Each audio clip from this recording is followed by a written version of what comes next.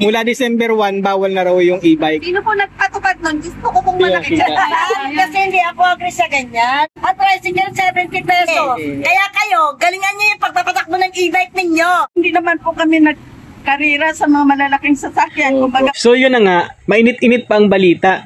Bawal na ang e-trikes at e-bikes sa pangunahing kalsada simula December 1, 2025. Kaya naman napasugod ako dito sa Sabang dahil alam ko na dito maraming mga nanay na naghahatid sundo sa kanilang mga anak. Mapapansin mo, meron dito mga nakapark na e-bike. Kung alas 12 sana ako pupunta rito, marami sana rito mga nakapark na e-bike, lalo na doon sa Ciudad Nuevo National High School. Mas marami doon. Pero since maaga pa, dumaan din ako ron at wala pang mga nakapark na e-bike, dito na muna tayo. At magtatanong tayo sa mga mamis. So let's go! So yan, on the spot to magtatanong tayo kung pagbibigyan tayo.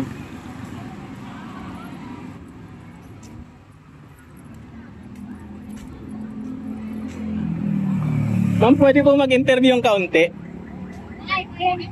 Okay lang po bang magtanong? Kasi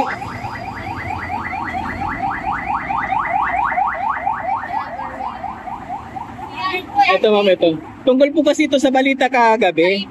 Sa e-bike, opo. Ayan, ito. So, ito. Yan. Sige nga po. Hindi ko na makita. Hindi nyo makita. Kasi hindi ako agree sa ganyan. Opo. Kasi unang-una, kami mga mahihirap, ito lang yung nakayanan namin bilhin. Yes po. Para kami makamelo sa tricycle na araw-araw, kung kami mamamasahe, napakamahal ang tricycle dito. Totoo. Ang tricycle, 70 pesos. Saan po kayo nanggagaling, Nay? Saan po kayo nanggagaling? Pagsibol Southwest. Pagsibol pa. Opo. Yan, tapos naghahatid po ako ng anak ko sa Montessori. So, syempre, matik po, mag-highway ako. Ako naman po, kung ako tatanungin, nasa lugar po ako magpatakbo. Ang problema lang, yung mga nag-iibang e-bike, bakit naman kasi haras-haras kung gumamit sa highway, wala sa lugar, nadadamay kami. Yes. Kaming mga normal magpatakbo sa kalsada, nadadamay kami. Kaya kayo, galingan nyo yung pagpapatakbo ng e-bike ninyo. Kami ng mga nagpapatakbo ng maayos, nadadamay kami dahil sa inyo. Unang-una, Senator Tulfo, ang amin lang po, alam po namin na kami po ay wala kami lisensya, ito lang po yung naging kakayahan namin. Hihinayin lang po namin sa inyo. Kung kami naman po yung pagmamawal ninyo para kami magpatakbo ng e-bike sa highway, ang inihingi po namin, kausapin nyo rin po naman yung mga presidente ng mga toda na yan dahil napakamamahal po nila maningil. Kawawa naman po kami. Isang takbo, 70. Bata at matanda, 70. Saan po kami kukuha ng araw-araw namin ipapamasahe? 70. Paano po yan? Hindi na kami kakain. Doon na lang po mapupunta yung aming pamasahe. Ang hinihingi lang po namin sana, kahit man lang po dito lang sa banda rito lang na takbuhan lang, kami naman po kasi kagaya po nito, nasa highway kami. Ito pong highway na to, nasa tabi po ng Torres Farm, ang eskwelahan namin. So no choice po kami. Paano po namin papapasukan ng aming mga anak kung magta-tricycle kami? Magkano? Ano bang trabaho nyo, Nay? Sa bahay lang po ako. Nagbabantay lang po ako ng aking nag-iisang apo. May asawa po kayo? Meron po. Ang aking pong asawa, senior. PWD, na mild stroke. Sino pa po? Ako na lang po makisa sa bahay. May isa pa po akong bunso na pinag-aaral dyan sa Montessori. So yan po yung inahatid sundo ko. Ngayon, ang mangyayari po nito, iikot na lang ako. Baka idamay pa nila ang Hills View. Na ipagbawal nila, hindi na po highway yun. Ngayon, mamamasahe din ng anak ko, magbabas, papunta ng Okay lang po sa amin ng Ang problema lang, ilagay naman po sa lugar. Huwag naman lahatin. Kung maaari lang yung Maynila. Yung Maynila talaga, kasi mga taga-Divisoria na yan, ginagawa nila kasi ginagawa nilang hanap buhay ang e-bike. Kaya kami nadadamay. Kami po ay nasa probinsya ng Cavite. Huwag naman po naman kami dapat idamay na dyan. Yun lang naman po yung sa amin. Anong pangalan niyo po? Helen Maralit po. Taga Pagsibol po kayo? Southwest po. Sige po, salamat po. Salamat po. Sa aming hinayin po, pababain niyo po ang pamasakay ng tricycle. Konti lang. Yun lang naman po ang amin. Thank you po. Thank you rin, Nay. Thank you. Ikaw kahit pa paano, kahit konti lang, ano ba? Agree ka ba o ano? Ang hinayin mo. Hindi. Ano ka lang? Agree ka ba o ano masasabi mo? Sige, syempre, para marinig yung hilaing nyo. Oo. Nahiya ka. na lang. Ay, kayo, te. Kayo, ayaw niya. Hindi kami mamayan! Te, anong pangalan niyo, te? France po. Taga saan po kayo, ma'am? Pagsibol, Southwest Spain. Pagsibol din kayo. Wala po ba kayong ano? Wala po bang elementary doon? Di ba meron din doon? Meron po. Kaya lang talagang Overcrowded. overcrowded. Bali, ano lang, half day na lang doon. Dito po ba? Whole day po ba Monday, rito? Friday, kami po kinder kasi kami. Dito po lagi half Okay. Walang pasok, di ba? Puro ano lang, no? Dito kasi everyday ang pasok. Kasi answer. Ganun. Ay, ma'am, anong pangalan niyo, ma'am? France. France po. Ma'am, anong masasabi niyo po doon sa balita na mula December 1, bawal na raw yung e-bike? Sino po nagpatupad nun? Gusto ko pong makita. Hindi po kasi sobrang hassle po. Kasi kaya po kumuha ng e-bike ng mga magulang is para, ano mo yun, makalis sa gastos ng service. Ako kaya pamasahe araw-araw. Kasi pwede po sanang walang e-bike kung ibabalik yung dating pamasahe ng mga tricycle na 10 pesos lang. Kada, hindi yung ganong layo, 10 pesos lang. Halimbawa, mula sa Pagsibol Phase 5, agad dito sa school, 10 pesos, 20 pesos na pamasahe, hindi yun mabigat. Kaso ang pamasahe po, 70. Pag special, aabutin ka ng 100 hanggang 140. Yung- Sobrang laki Isang pong takbuhan po yan. Yung isang 70, ma'am, ilang tao yung 70, ma'am? Isa lang. Isa lang. 70 per head po. Pag ganyan, tatlo kayo? Paano kung tatlo kami? At siya pa lang po na yun ay maghahati-hati. Sa 70? Special po kasi yung okay, 70. 70. Oo. Kaso, ang may mga tricycle kasi na driver na, syempre, yung mga gahaman ba, sorry sa word, dinodoble nila yung pamasahe. Kung lalo na pag alam nila na hindi mo alam kung magkano yung fare. So, ikaw, bilang may sarili kang service, bigla ka naging commuter na magbabayad ka, di ba? So, ngayon, sobrang hassle kasi, lalo na, yung e-bike ginagamit din siya pag-service sa mga estudyante. Ginagawa din siyang pangkabuhayin ng mga alam naman natin na hindi naman ganun maganda yung buhay ngayon dahil ang mahal ng bilihin. Paano yung mga ang hanap buhay nila mag-service dahil sa e-bike? Diba? So, sobrang hirap po. So, anong maisasuggest nyo? Anong masasuggest nyo, te, para sa Sana, sabihin na natin na okay na pinapakuha niyo ng license yung mga yun. Pero sana nagbigay kayo ng palugit like 1 to 3 months. Para yung mga walang pera na walang hindi mabigla?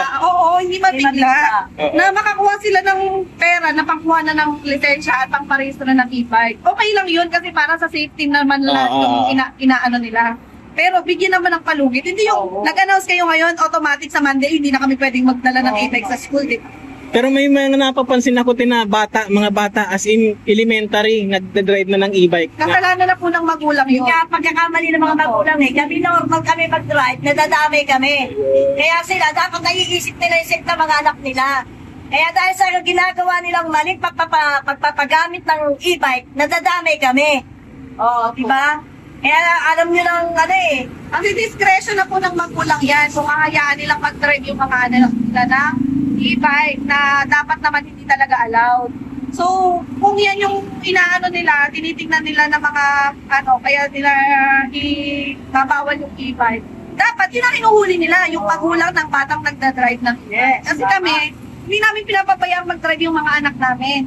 Kami ang nagsiservice para sa mga anak namin. Kasi ako personally, hindi ko kayang ipagkatiwala yung anak ko sa iba. Kaya ako, kumuha ng bagong e-bike para hands-on ka. ako mismo yung mag-aahit sundo sa anak ko. Kasi para sa akin, mas safe kung ako yung magdadrive para sa anak ko. Ay, no, meron po bang samahan dito yung mga may toda rin po ba yung may samahan din po yung mga e-bike? wala naman wala. Kasi kami mga nanay-nanay, nagkakasya lang po kami dito. Kami lang kami, yan lang naman So kami. parang wala kayong samahan, walang organization, as in kanya-kanya lang. Maraming salamat po. Kailangan nun, pwede naman magkuha Pwede naman po kami mag-welcome. Welcome kami. Mawawa kami naka-e-bike. Wala kami pambayad sa 50 pesos araw-araw. Magkano lang ang kinikita ng mga nauli sa araw? 1.5 lang. Kaya kumuha ng ganyan kasi yung ibabayad mo dun sa tricycle na 70, 140 balikan, pambili mo na ng Oo, laking bagay. Mabigat. So, yung mga dito ayaw kasi magpakita ng pero pwede kang ipakita, okay lang? okay na. Okay lang naman, wala nang problema Hindi, syempre, ibig sabihin okay lang sa inyo na ipagbawal yung okay lang sa inyo? Oo. Adi, ipa-blurred ko na lang yung mukha mo, te. Okay lang. Okay lang, taga lang, papakita. Sige na, ayaw nila magpakita dito. Doon na lang sa kabila, tanongin natin.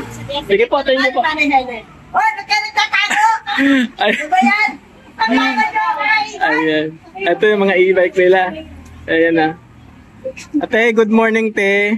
Ano pong masasabi nyo sa balita na bawal na sa December 1 yung e-bike? Oo nga sir, nakakalungkot na isipin na kaming na mga nanay nga ito lang naman kakaya namin maghatid sa mga bata para naman po makaano kami ng service. Just in case po may 5 anak ka. Opo. Hindi po kakayanin ng nanay para i-service po yung mga bata. Oo.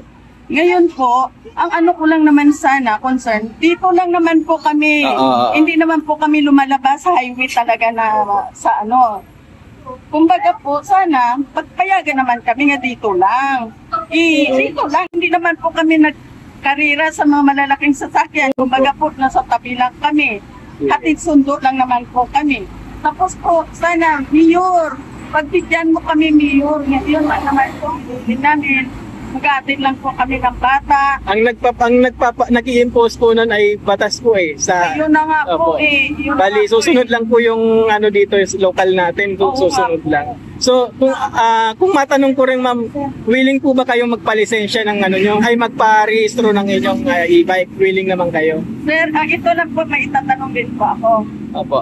Willing po kami. Opo. Pero po, paano pag nasira po yung aming e-bike? Hindi naman kasi ito matagalan eh. Opo. Paano po pag kumuha ulit po kami ng e-bike? Another rehistro naman po kami. Opo. Ganun po yung ano. Kasi, willing kami magparehistro o magkuha lisensya. Ang sa amin lang po, pag nasira po yung e-bike namin, hindi naman po yan matagalan na gamit. Sayang naman po yung ginastos namin. Ngayon po, kung kukuha na naman kami ng panibagong e-bike, rehistro na naman po ulit kami. So ibig sabihin hindi talaga nagtatagal. Hanggang ilan lang po bang ano? Hindi po nagtatagal, depende po sa gamit yung Opo. e-bike. Mayroon pong 2 taon lang po, may 3 taon. Iyon lang po ang pinakamatagalan na gamit po. Anyway ma'am, yung ano, yung mga motor, tricycle, mga 4 wheels, taon-taon po talaga nire-rehistro. Ayun nga po. Pero baka mura lang naman kasi Yung iyon po ba yung sa tricycle or opo, sa motor, sa motor? O taon-taon. taon-taon, lahat po yan, taon-taon ang rehistro po. Sigurado po ba kayo lahat na may mga tricycle may lisensya? Opo, Lahat po na may mga motor may lisensya. Yes Lahat po, po may mga service may lisensya. Ayun nga po. Hindi po ba na nagsiservice po minsan pag may LTO nga nakaabang o may Opo. pulis po. Totoo po yan. Nakatambay po ang mga walang lisensya sa malayong Opo. para lang po maantay nila umalis po yung mga LTO. Paano po yung mga walang lisensya? Sa bagay, Kami po, sa bagay walang po. usok yung e-bike namin. Yun, tama, oo nga. Kumbaga po, itong aming e-bike, para service lang talaga ng mga bata. Ang dapat po ang pagbabawal nila, yung mga minor de edad, Opo, tama po yun. yung may mga bit-bit na bata, Opo. na nag-i-e-bike. Delikado Kami kasi po, talaga yun. maingat po kami nag-i-e-bike. Kumbaga po sa pamilya po kami talaga. Ma'am, anong pangalan niyo, ma'am? Rebecca po. Rebecca Haya. Opo. Sige. Taga saan kayo, ma'am, dito sa ano? Taga North po kami. Pagsibol po yun, Pasinaya. North po kami. Pasinaya. Malayo-layo din. Ano? Opo. O kung magta-tricycle ka nga. Magsi-service kami, magta-tricycle. Oo, magkano po ang- 1 plus din po yung singil 100? sa amin. 1,000 plus din po yung singil sa amin sa isang buwan. Kung mag-ano, mayroong mga nag-aalok ng service, ganun. Opo, pero kung mga tricycle po, magpo-commute Opo. Oo. depende po, minsan may 100, may 80 po yung singil sa amin. Ganun, grabing laki rin palang matitipid nyo talaga kung mag-i-ebay kayo. Sige ma'am, maraming salamat ma'am sa pagpapaunlak po ng Opo, thank interview. you rin po. Sige po, thank you. Ito po yung mga ano nila, mga service nila rito. Yan, medyo magalaw yung kamay ko. Yan. Kayo anong masasabi nyo? Sabihin nyo lang kung payag o hindi. Kayo anong masasabi nyo